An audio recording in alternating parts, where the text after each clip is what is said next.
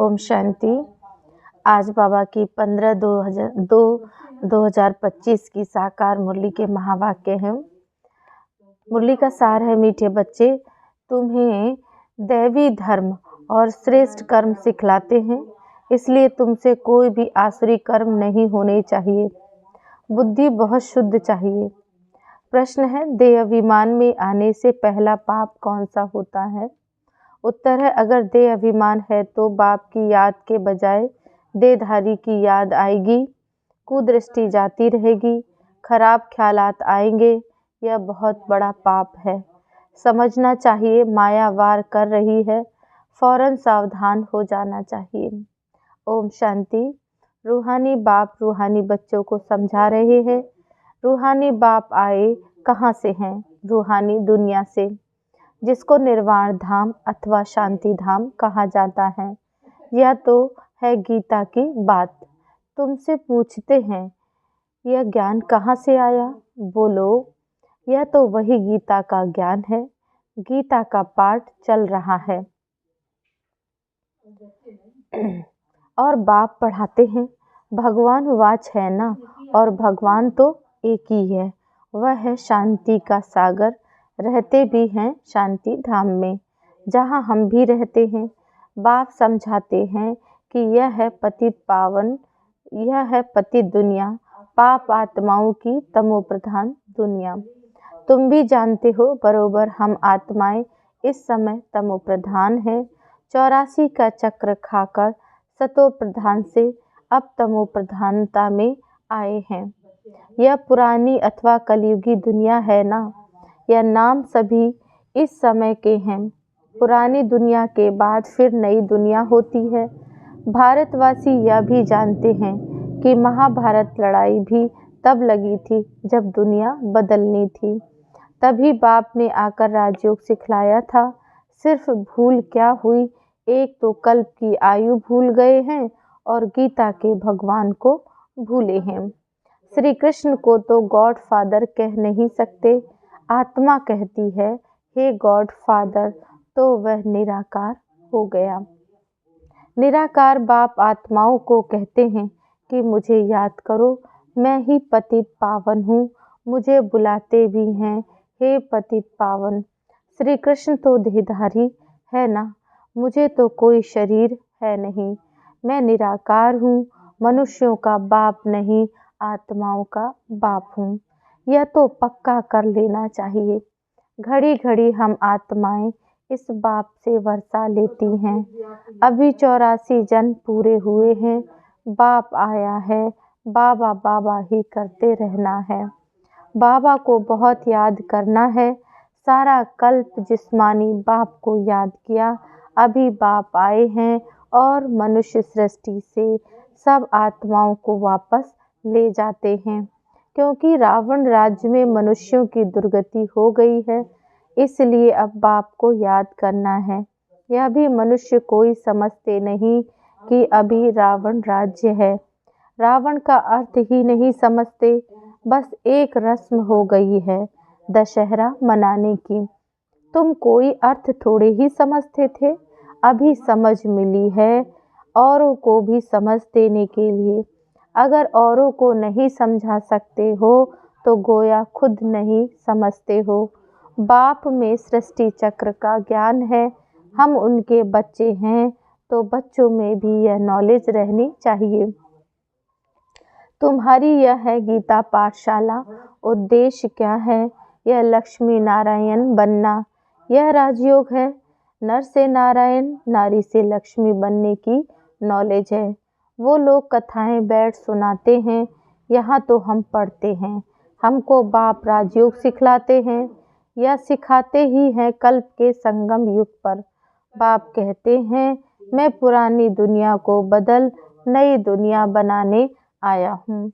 नई दुनिया में इन्हों का राज्य था, पुरानी में नहीं। फिर जरूर होना चाहिए। चक्र तो जान लिया है। मुख्य धर्म है 4। अभी डिटीज्म है नहीं। दैवी धर्म भ्रष्ट और दैवी कर्म भ्रष्ट बन पड़े हैं। अभी फिर तुमको दैवी धर्म श्रेष्ठ और कर्म श्रेष्ठ सिखला रहे हैं। तो अपने पर ध्यान रखना है। हमसे कोई आसुरी कर्म तो नहीं होते। माया के कारण कोई खराब ख्यालात तो बुद्धि में नहीं आते, तो उनको झट सावधान करना चाहिए। उनसे मिल नहीं जाना चाहिए, उनको सावधान करना चाहिए। तुम्हारे में माया की प्रवेशता के कारण यह खराब ख्यालात आते हैं। योग में बैठ बाप की याद के बदले कोई देह की तरफ ख्यालात जाता है तो समझना चाहिए यह माया का वार हो रहा है। मैं पाप कर रहा हूँ। इसमें तो बुद्धि बड़ी शुद्ध होनी चाहिए।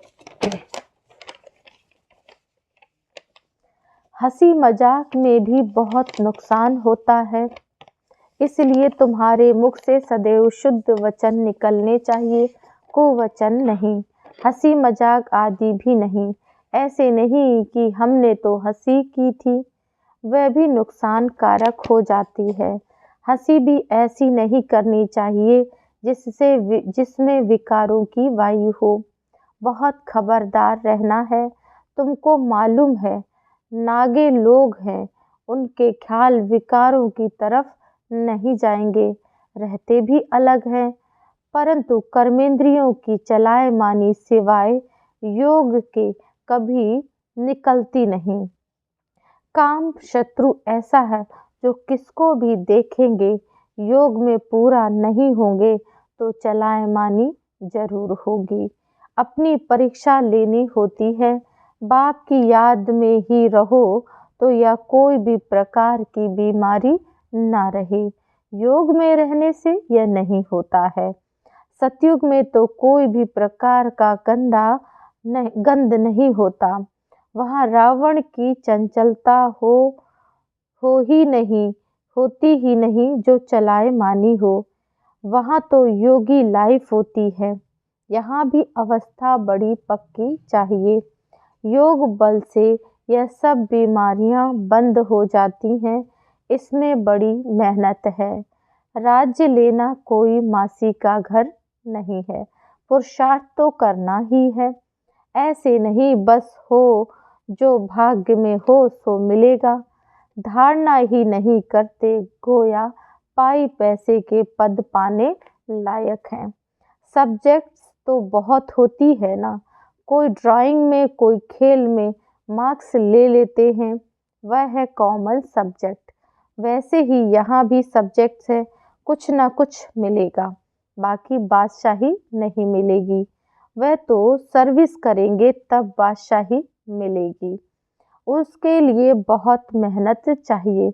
बहुतों की बुद्धि में बैठता ही नहीं, जैसे कि खाना हजम ही नहीं होता। ऊंच पद पाने की हिम्मत नहीं है, इसको भी बीमारी कहेंगे ना। तुम कोई भी बात देखते ना देखो। रूहानी बाप की याद में रहे, औरों को रास्ता बताना है, अंधों की लाठी बनना है। तुम तो रास्ता जानते हो। रचयिता और रचना का ज्ञान, मुक्ति और जीवन मुक्ति तुम्हारी बुद्धि में फिरते रहते हैं। जो महारथी हैं, बच्चों की अवस्था में भी रात दिन का फर्क रहता है। कहाँ बहुत धनवान बन जाते, कहाँ बिल्कुल गरीब। राजाई पद में तो फर्क है ना, बाकी हाँ वहाँ रावण ना होने कारण दुख नहीं होता। बाकी संपत्ति में तो फर्क है, संपत्ति से सुख होता है। जितना योग में रहेंगे उतनी हेल्थ बड़ी अच्छी होगी। मेहनत करनी है। बहुतों की तो चलन ऐसी रहती है जैसे अज्ञानी मनुष्यों की होती है। वह किसका कल्याण कर नहीं सकेंगे। जब इम्तिहान होता है तो मालूम पड़ जाता है कौन कितने मार्क्स से पास होंगे। फिर उस समय हाय हाय करनी पड़ेगी। बाप दादा दोनों ही कितना समझाते रहते हैं। बाप आए ही हैं कल्याण करने, अपना भी कल्याण करना है तो दूसरों का भी करना है। बाप को बुलाया भी है कि आकर हम पतितों को पावन होने का रास्ता बताओ। तो बाप श्रीमत देते हैं, तुम अपने को आत्मा समझ दे अभिमान छोड़ मुझे याद करो। कितनी सहज दवाई है बोलो, हम सिर्फ एक भगवान को मानते हैं। वह कहते हैं मुझे बुलाते हो, आकर पतितों को पावन बनाओ, तो मुझे आना पड़ता है। ब्रह्मा से तुमको कुछ भी मिलना नहीं है, वह तो दादा है, बाबा भी नहीं। बाबा से तो वर्षा मिलना है, ब्रह्मा से थोड़ी ही वर्षा मिलता है।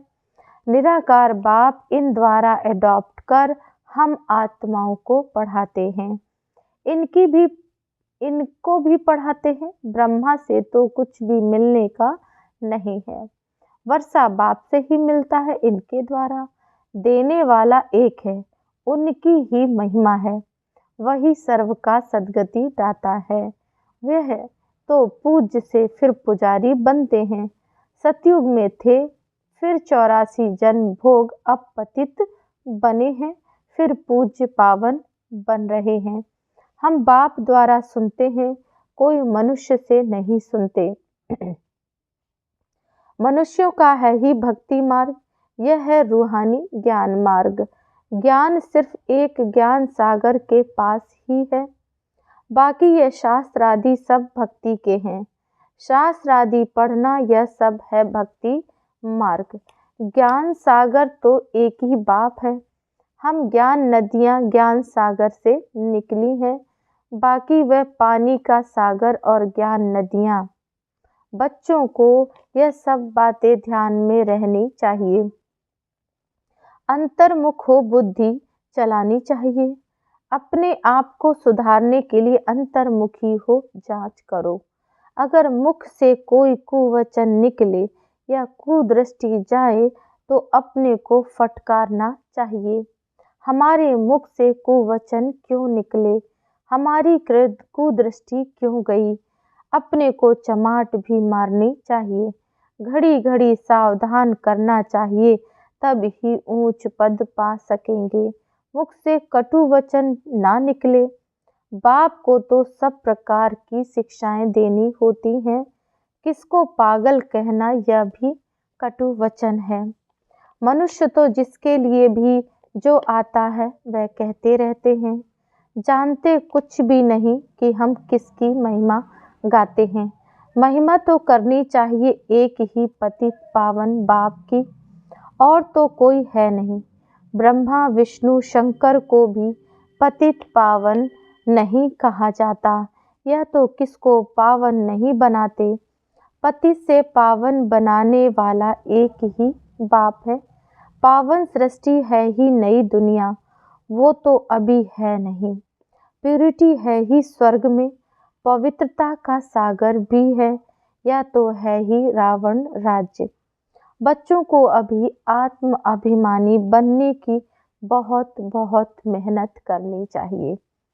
मुख से कोई भी पत्थर व कटु वचन नहीं निकलना चाहिए, बहुत प्यार से चलना है। कुदृष्टि भी बड़ा नुकसान कर देती है, बड़ी मेहनत चाहिए। आत्म अभिमान है अविनाशी अभिमान, देह तो विनाशी है, आत्मा को कोई भी नहीं जानते।